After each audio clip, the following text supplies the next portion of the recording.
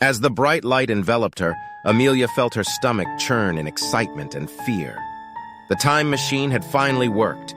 She had always been fascinated by history, and what could be more thrilling than experiencing it firsthand? But as the light faded and she looked around, she realized that something had gone horribly wrong. Instead of the bustling streets of modern-day London, she found herself standing in a dark alleyway, surrounded by mud and filth.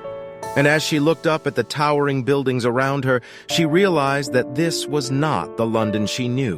The buildings were made of wood and stone, and the people walking the streets were dressed in strange, outdated clothing. A sudden wave of fear washed over her as she realized that she had been transported back to the year 1536.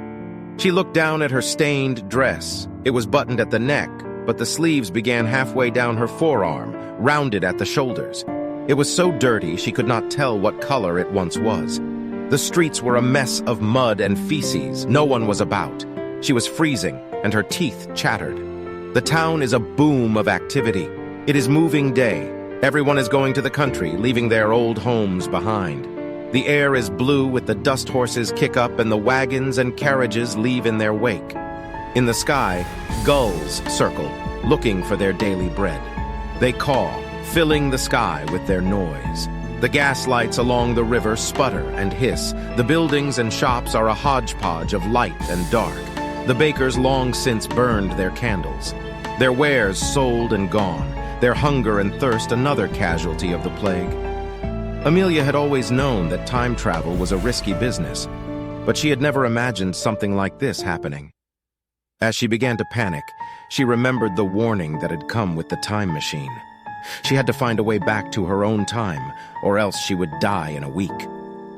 She stumbled through the streets, trying to avoid the crowds of people and the piles of filth that littered the ground. Every inch of her body was cold and aching, and she could feel her energy draining away with every step. She needed to find some shelter, a place where she could rest and figure out what to do next. Just as she was about to give up, she saw a small inn nestled in a corner of the street. It was a dimly lit establishment, but it seemed warm and inviting compared to the cold and dirt outside. She walked in and was immediately hit by the smell of burning logs and cooking food. The innkeeper, a stout man with a bushy beard, looked up as she entered. "What can I do for you, miss?" he asked, eyeing her warily.